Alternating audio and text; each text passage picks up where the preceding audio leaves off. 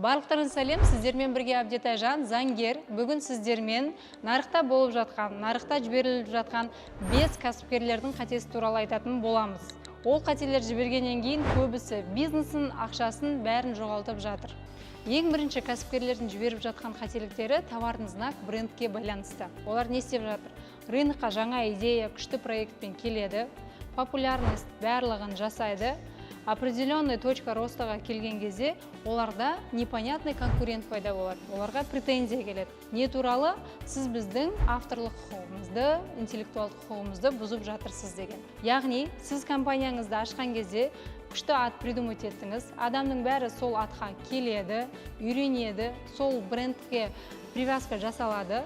И через время сіздің конкурентіңіз алады да, сол атты товардың знак ретінде регистрация жасап алады. Сіз на пике популярности болған кезде, олар сіздің атыңызды алып қояды, претензия жібереді, и олар, по сути, заң бойынша толықтай құқықтары бар, они правы.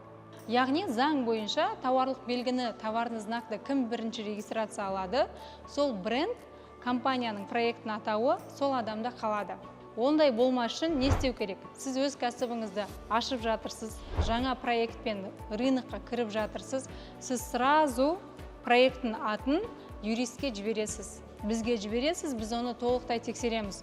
Ондай атпен тіркелген кәсіп бар ма? Сіздің нишаларыңыз, сататын услуга, товарларыңыз бір-біріне ұқсайды ма, ұқсамайды ма? Тек қана бос болған жағдайда сразу регистрацияға беріп тастау керек. Көп опытный кәсіпкерлер идея келген кезде патентке жіберіп қояды.